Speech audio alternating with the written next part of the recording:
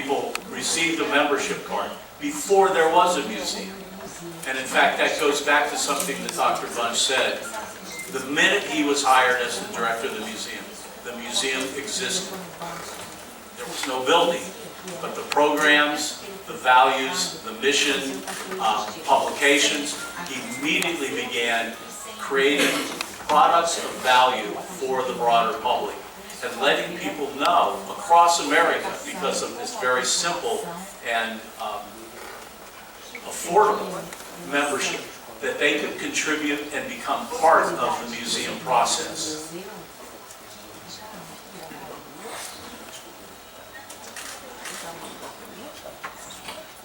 As I mentioned, Dr. Bunch began with no collection and no building.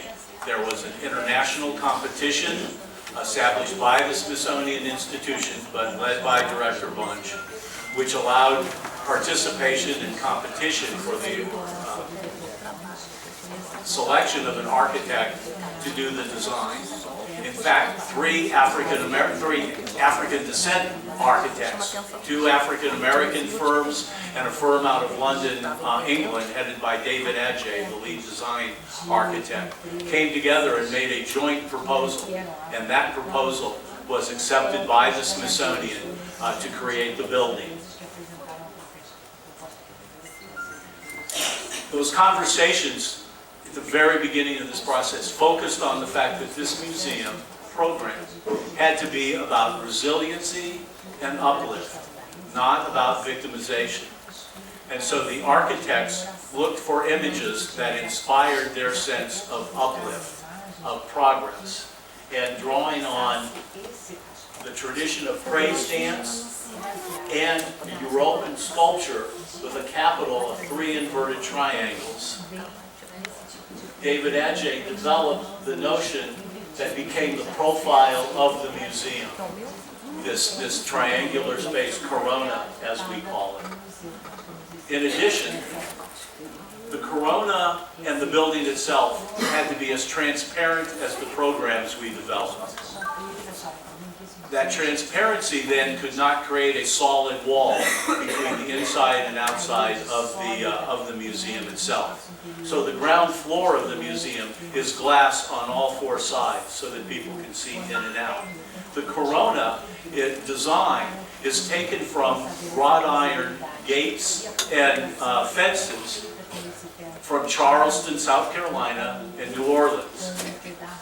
Artisanry that for generations has been the purview of African American artisans. And so this combination of an African design for the profile and then an African American design for the filigree within that corona make that combination of the building as combining these traditions and being as transparent as the programs and as the history that we try to portray. And at this point, I will turn the discussion over to my colleague, Dr. Paul Ardula. Boa tarde. Vou falando sobre o content, the content of the exhibition. So, we talked a lot about, you saw quickly, that the museum is a space to talk about, or to use the African American experience as a lens into what it means to be American. But how do you do that through space? How do you do that in the building through your exhibitions? How do you do that through the objects that you collect? You'll remember that we didn't begin with a collection. But it was important to us to demonstrate the centrality of African American history to American history. The African American story is crucial to understanding, and I would say necessary to understanding the American story. From topics such as the centrality of slavery in American politics, economics, and social life, to the work of African American creative artisans, as Bill mentioned, or musicians, or political leaders, to constructing the fabric of American culture, of American resistance, and constructing a counter-narrative to American oppression that forced the nation to live up to its ideals that are enshrined in our founding documents. Okay? So how does this take place in the building itself? We have, the building itself is large. As you saw, it's right next to the Washington Monument on the National Mall. This is the symbolic heart of the nation. And we have divided the museum into 3 content areas. The largest area of the museum is below ground. It's the dark gray area. That contains the largest open space, the largest open exhibition space in Washington, D.C. It contains 3 galleries that provide a chronological spine for the exhibitions. There's one exhibition on slavery and freedom. The second exhibition is on defending freedom, defining freedom, that really focuses on the era of American segregation from the 1860s to the 1960s. And then a third exhibition called A Changing America that focuses on contemporary American issues and the influence of the civil rights movement and the Black Power movement on broader culture. Moving upstairs, we have the light blue area is the Central Hall. That's a celebration of, key celebration of art and culture. But it's a welcoming space. We have an educational floor, that thin stripe in the middle, that provides digital interactives, has a library, has a genealogy center for doing your family genealogical research, and has a number of digital interactives for students to begin to engage in the topics of history in a really dialogic way. The orange floor are exhibitions related to community, and the purple floor are exhibitions related to culture, and I'll talk about them with the next slides. The top of the museum are staff offices. So these history galleries, as I said, slavery and freedom, the era of segregation, a changing America, are all intended to provide this narrative spine that promotes, as I said, this counter-narrative that allows our millions of visitors to come and see American history through the lens of the African American experience. So we understand that slavery is central to understanding the mainsprings of American politics and culture and economics, but it is not just a story of victimization. That African Americans participated, both enslaved and free, in debates about freedom and advancing causes of freedom, living whole lives in a country that attempted to dehumanize them. This process continues, and the afterlives of slavery exist in America until today. And the following 2 exhibitions take that same framework and bring the story forward through the 20th century and into the 21st century. And it provides people a context of looking forward and looking back to judge advances and how much farther there still needs to go for justice and equality. Next one.